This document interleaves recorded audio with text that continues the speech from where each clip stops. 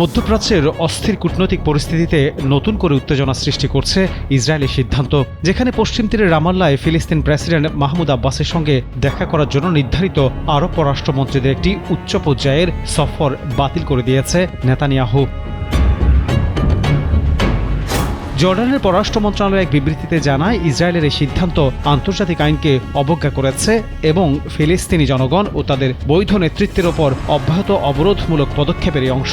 এই মন্তব্যে সমর্থন জানিয়ে যৌথ বিবৃতিতে সৌদি আরব, মিশর, কাতার, বাহরাইন, সংযুক্ত আরব আমিরাত এবং তুরস্ক।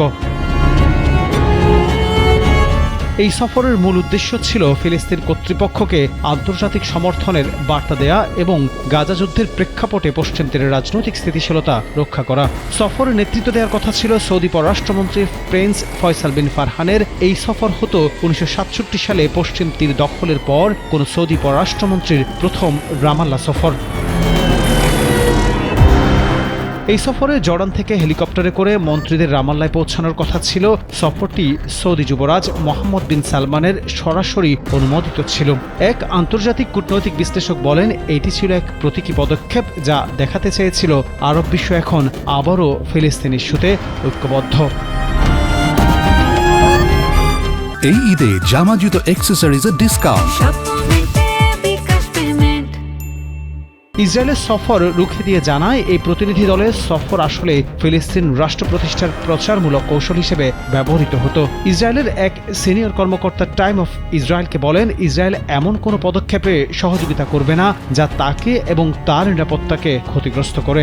একটি ফিলিস্তিনি রাষ্ট্র মানেই ইসরায়েলের কেন্দ্রস্থলে একটি সন্ত্রাসী রাষ্ট্র গঠনের পথ তৈরি করা। ইসরায়েলের এমন অবস্থানের ফলে শুধু সফরই বাতিল হয়নি, বরং সৌদি আরবের সঙ্গে সম্ভাব্য সম্পর্ক স্বাভাবিককরণের চেষ্টাও বড় ধরনের ধাক্কা খেল।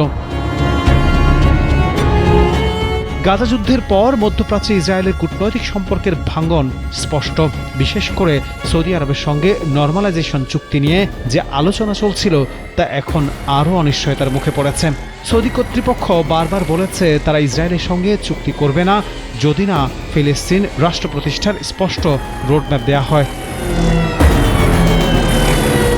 আন্তর্জাতিক বিভিন্ন সংবাদ মাধ্যম জানায়, এই সফরের পরিকল্পনার পেছনে সৌদি যুবরাজের কৌশলগত সমর্থন ছিল, যা সৌদি ফিলিস্তিন সম্পর্কের পুনর্বহালের ইঙ্গিত দেয়। কিন্তু ইসরায়েলের সৌদি বিরোধী এই পদক্ষেপ শুধু আরব বিশ্বে নয়, আন্তর্জাতিক মহলেও বিরূপ প্রতিক্রিয়া তৈরি করেছে। ইউরোপীয় ইউনিয়ন ও জাতিসংঘ ইতোমধ্যে জানিয়ে দিয়েছে, পশ্চিম তীরে শান্তিপূর্ণ কূটনৈতিক উদ্যোগের বাধা দেয়া বর্তমান সংকটকে আরও গভীর করবে। ফিলিস্তিনের নেতৃত্বকে কূটনৈতিকভাবে সমর্থন দেওয়ার এই উদ্যোগ ব্যর্থ হওয়া মানে শুধু একটি সফর বাতিল নয়, বরং মধ্যপ্রাচ্যের সমসাময়িক ভূ রাজনীতিতে একটি গুরুত্বপূর্ণ সম্ভাবনার দ্বার ভেঙে পড়া।